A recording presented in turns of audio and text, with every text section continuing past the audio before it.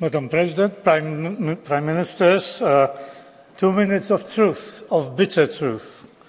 And the bitter truth is that the European Parliament has done a lot of damage in Europe.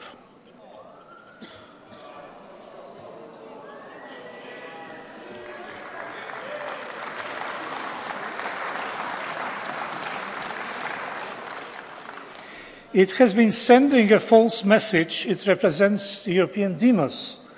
There isn't, and there won't be, any European demos. The Parliament infected Europe with shameless partisanship. And the infection became so contagious that it spread to other institutions, such as the European Commission. The Parliament has abandoned the basic function of representing people. Instead, it has become a machine to implement the so-called European project, thus alienating millions of voters.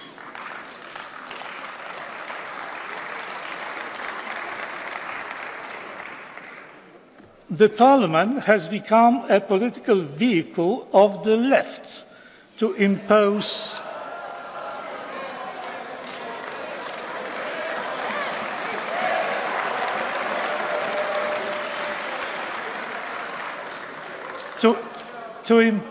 their monopoly with their fierce intolerance towards any dissenting view. No matter how many times you repeat the word diversity, diversity is becoming an extinct species in the European Union, and particularly in this chamber.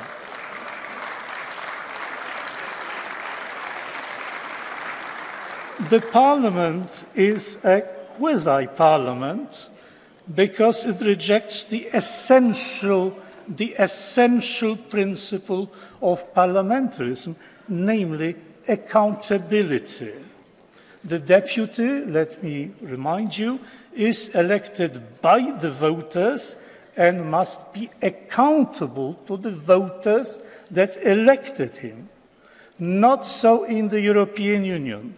The idea that, say, Spanish, German, French, etc., deputies accountable to their own national electorates can dictate something to, shall we say, a Hungarian society or any other society to which they cannot be held accountable and which cannot take them to task is simply preposterous. Call it what you will, but democracy it is not.